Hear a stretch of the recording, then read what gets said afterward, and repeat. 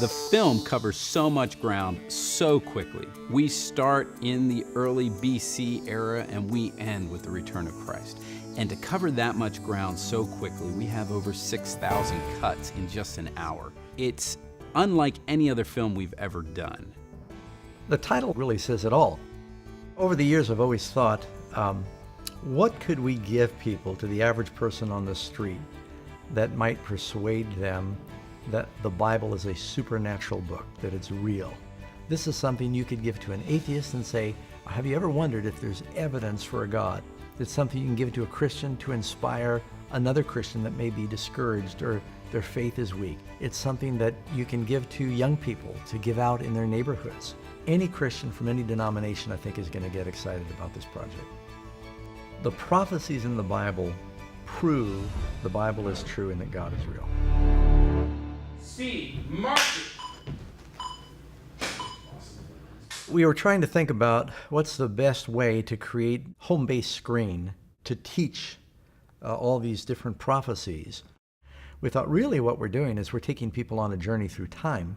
We decided to go with a futuristic set that we could then transport the audience to different time periods. He needed to have a command station so that he could kind of push himself into different places in time. It's very vibrant, it's very exciting to watch. There's a lot of different moving parts, a lot of different moving lights, but at the same time, the message is something that you cling on to. It's not a distraction. A construction crew that came in, took them a month to build that. 4 guys in here, 3 to 4 guys, pretty much any given day building that. All the painting, picking the paints, what color paint are we going to use? Does this gold show up well on the camera? Does cloth, does it work or is it too reflective? And when we shine lights on it, it glows. There's so much detail that goes into it, and it takes so much time to pick all that detail out. So, the film takes place in outer space. Here's outer space. Post-production can really eat up a lot of time, especially if you do green screen work. And so we decided to bypass as much of that as possible on this film. What we did for the backdrop of the futuristic set, instead of having green screen back there, we decided to go ahead and put an actual printed backdrop. It was a very high resolution image. Truthfully, I don't think many people are going to know that that was a print. They would think that that was some kind of composited piece. As we decided on the different Bible prophecies that we were going to highlight, each one of them had a different location. And as we developed some of the concepts, a lot of the places no longer exist. Yeah, well, it turns out when you're doing a documentary that spans thousands of years that video cameras and footage of events that happened, say, in Babylon, Nebuchadnezzar's time, Daniel's time, you just can't find that. Like, there's no stock of Babylon. There's nothing. There's almost nothing. I shouldn't say there's nothing. There's a gate in a museum in Germany. We had a fair amount of matte paintings created, custom, because there just wasn't any material available. All of the artists that we used were mainly working in the digital medium. So that way they'd give us the layers, it'd make it easier for us in post then to take those and convert them into a really nice, compelling image. They might take images from different aspects and use those as elements to help build trees and build city skylines. And so that way, as the camera is moving, we actually get the sense of depth, like it's like a living image. And they call that 2.5D. We go through this prophecy in Daniel 2 where it talks about an epic statue. The statue is biblically accurate as far as the metals go. The Bible is very specific about that. But the Bible doesn't talk about exactly what the statue looked like. There's a lot of artwork out there, and it all looks the same. It's the statue with his arms crossed, and, Pastor Doug wanted to do something different. So we're able to take some artistic license and really have some fun with it. People think that I'm in my best element when I'm studying and writing or preaching. I may be doing what I'm called to do, but I tell you, I sure enjoy the creative side. So as soon as they start building a set and they start bringing in recreations, I have it all in my head. I become very excited. I like to help recreate the picture. as well as we can. A little better. Wouldn't that look easier to hide? It sure could. We do not have the multi-million-dollar budgets of Hollywood. So everything you do to try to create the sense of reality,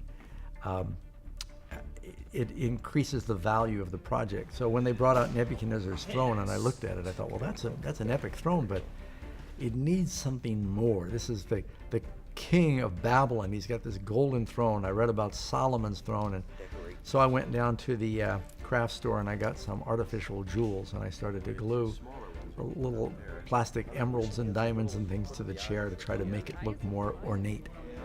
And so we're all working together on the details. What are your plans for this throne when you're done with it? Well, you know, you don't come by a throne like this very often, so we thought we need something for the pastor to sit on just before he preaches there at Granite Bay.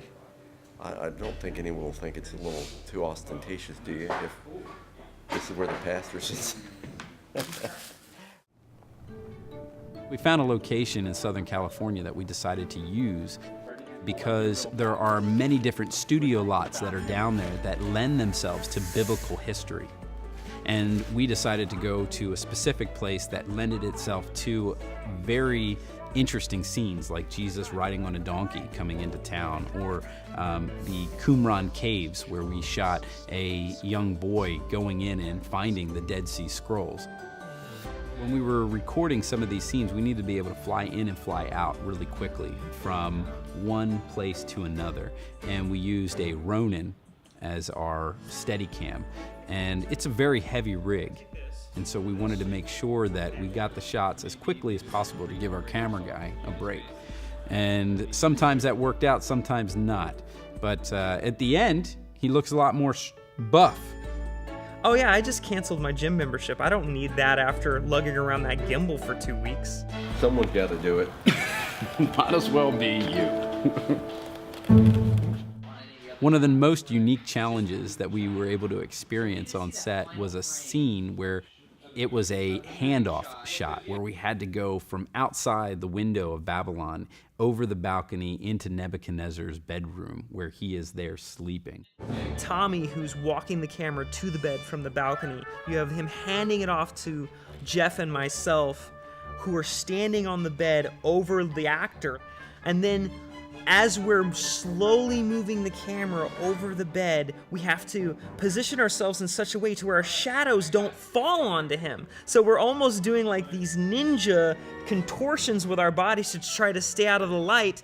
We're dripping in sweat, and all while that's happening, Wayne is running the camera remotely with the joystick, adjusting the pitch and the pan of the camera, and my brother Mario is adjusting the focus. When you're standing there on the bed and it's like the 10th shot because you just want to make sure it's perfect, you at a certain point you look at everything around you, look at the number of people involved, and you're like, how did I get here like this? And of course, at the end of the day, it's all about making Wayne happy.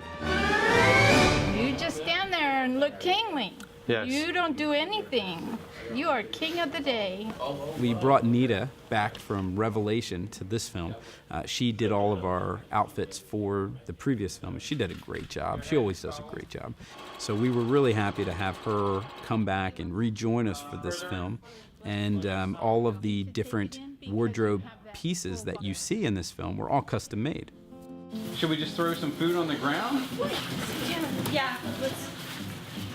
You want to grab the bucket of corn? When doing a film, there's many challenges, and one of the biggest challenges can be working with live animals. Once one goat would jump, the rest would go, oh, where are they going? And then they'd see, oh, here's a way out. Really wanted out of there bad.